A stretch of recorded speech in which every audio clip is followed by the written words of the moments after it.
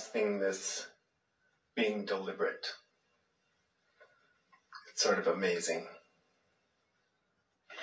Well, nothing less than that feels as good.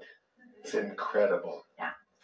So, I've been listening for a long time, been doing this thing for a long time, and I realized that I wasn't listening and I wasn't doing. So a year ago, I said, I have one goal, to be happy. And I started, really after that. That puts everything in perspective, because when your intention and attention is upon the way you feel, now your attention is upon your vibrational climate, your point of attraction. It's upon where you stand, which is everything.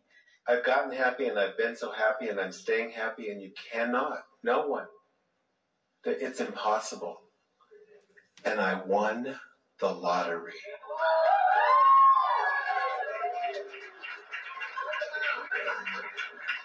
Manifestation is fun, isn't it? You win the lottery every time you align with Source. You win the lottery when you line up with infinite intelligence. You win the lottery when you find clarity instead of confusion.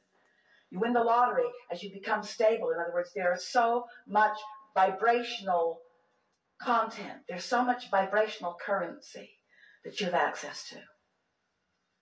Manifestations are good indicators, but that happy emotion is as good an indicator. And when you're willing to say that, you see, because there's a big tripping point with so many people who also want to win the lottery.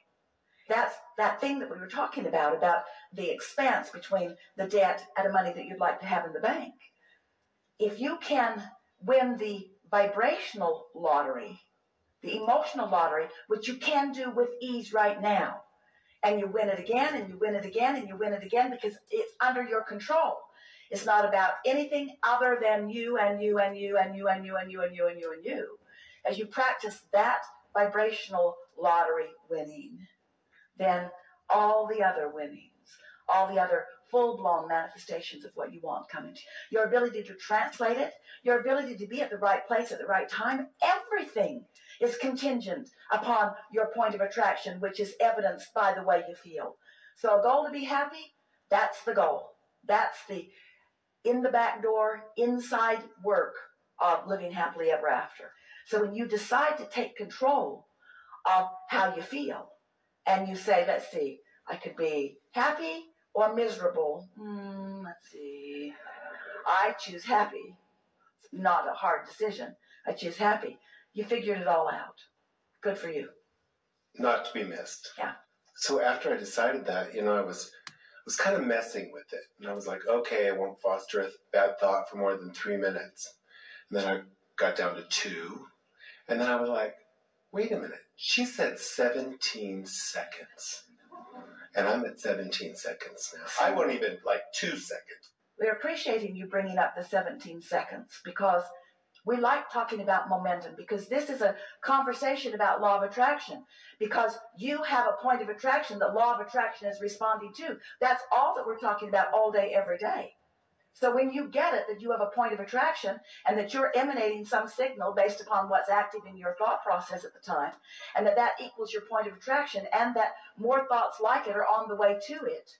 And you know what we know, that when you hold a thought for as little as 17 seconds, more momentum happens because another thought like it joins it. And then another 17 seconds, more momentum and more momentum. And whether it's a thought about something wanted or unwanted, momentum is happening. You do have control over which thoughts you give momentum to and how much momentum you allow, if it is your intention to feel good. You understand that all the time that you've been living, you've set momentum of desire into motion. And when you hold yourself in resistance to that desire, you don't feel good. When you move in the direction of it, you feel better. You just so often think that you should be able to figure it all out, that you should have all the answers. I know what I want, and I want to know where it is and when it is and who it is and how it's going to come about. We say, don't put that kind of pressure on yourself. Don't demand answers that you are not ready to receive because you haven't practiced the frequency of it enough. Just get general. I know it's going to work out. Things usually work out well for me. I can figure this out. I don't have to figure it out this red hot minute. Things will fall into place well enough.